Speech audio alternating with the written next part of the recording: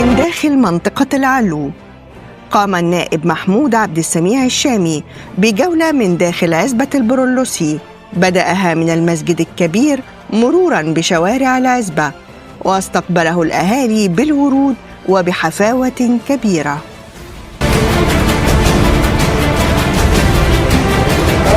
شاهد عليا وحب عليا ان انا اي حاجه اعملها قدام عينيا بخاف من ربنا في اقوالي وافعالي وخاصاتي وسكناتي. فانا ما بخافش الا هو منه، هو نفس اللي بيقول عند اهل البيت سيدنا النبي صلى الله عليه وعلى اله وصحبه وسلم.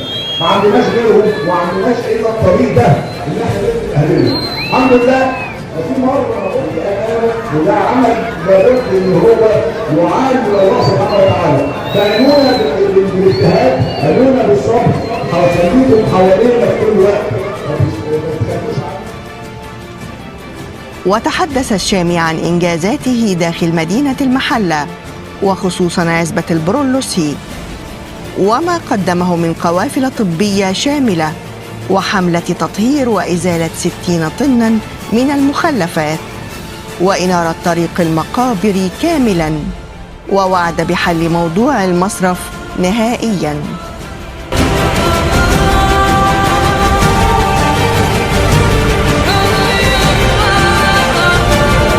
الحمد لله نروح في يوم وطوالين وثلاثة وأربعة. الحمد لله يعني أنا ما ارتحتش إلا لما ارتاح في الأماكن الشعبية الجميلة، وانبسطت جدا جدا جدا في الجمهورية عزبة البلوان. والنهارده الحمد لله نفسيا مستريح جدا. ألف شكر على مصطفى، ألف شكر على محمد، ألف شكر يا شعب ونبص كلنا على عزبة البلوان.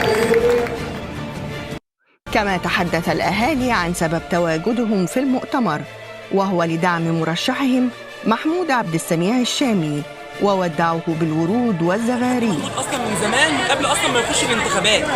حاج محمود اصلا ما بيرفضش اي طلب لاي حاجه، بحق ربنا. يعني الواحد ما بيقولش اي مجاملات والله. احنا عارفين اصلا من ايام اخويا كان عايز عمليه في دراعه، والحمد لله ساعدنا فيها. ده الكلام ده من غير لما كنا عايزين علاج بيدينا والله العظيم ما بيقولش، وبيخدم الناس، بيخدم ابا عن جد وما بيسيبش صغير كبير في البلد يعني.